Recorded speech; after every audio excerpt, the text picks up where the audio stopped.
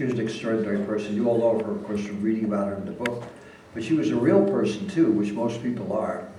And she has a wonderful, wonderful family. And the fact that she's got three incredible kids and wonderful grandkids and so many friends and so many people that she helped out and mentored means that it's much more than the perception of her in some of the things that were done where everybody's marginalized into being some kind of a psychotic creep, which is supposed to fit into the entertainment industry. But in Jim's film, the One Fast Step, that wonderful film, Carolyn was in that herself. And you get to actually see the real Carolyn Cassady, who was much more interesting and much more valuable, and also wrote an extraordinary book and was a wonderful painter and a terrific person. I just wanted to mention that because with all due respect to show business, sometimes the real deal is even more interesting than the stereotype crowded up one. Not that I'm judgmental or anything.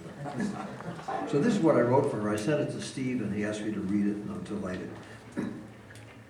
Called Remembering Carolyn. Carolyn was one of the people who made everyone she knew try harder, think more, say less, and appreciate the beauty that surrounds us all every day. While she was as strong a person as any one of us ever knew, she still remained so sensitive, often fragile, and always loving. And she shared that love and energy with everybody. She was the embodiment of the old New Orleans saying, the first to leave the battlefield and the last to leave the party. Years ago, at 5 a.m., we were all still up greeting the dawn, and Carolyn was the life of the party, sharing her endless stories of the great times that never made it into the Jack's books, but which were equally priceless in our respective books of life. When she paused to light another cigarette and I poured her another glass of white wine, I said, Carolyn, don't you think it's getting kind of late or early? Why don't you call it a night? Look who's talking, she responded. You don't ever sleep. I can't leave now. I might miss something. While all of us will miss her every day, I don't think that there is much that Carolyn did miss during her amazing life. She did everything with grace and gusto, and while she didn't tolerate rudeness or abusive behavior, she always found time to lend a helping hand, a smile, and a word of encouragement to anyone that she saw needed it. My own children loved her because she immediately adopted them at the same time that they adopted her.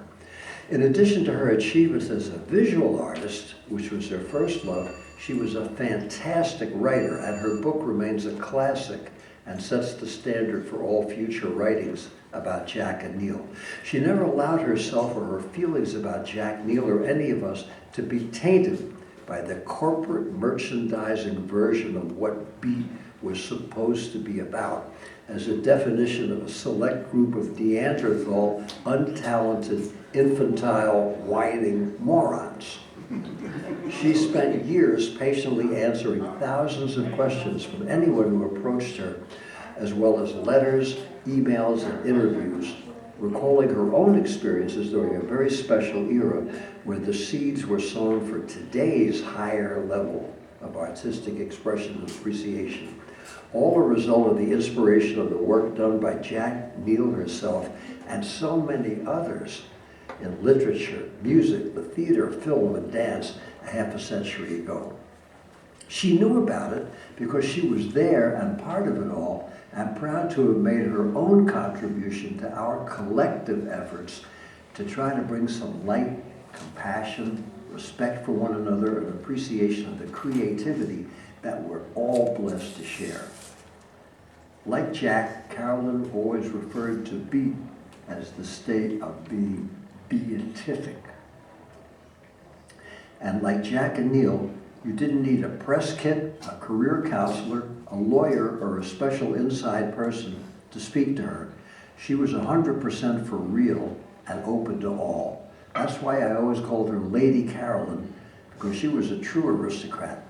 Her 3 children and their children and the thousands of people whose lives she touched will always stay in touch with her, and we must stay in touch with them.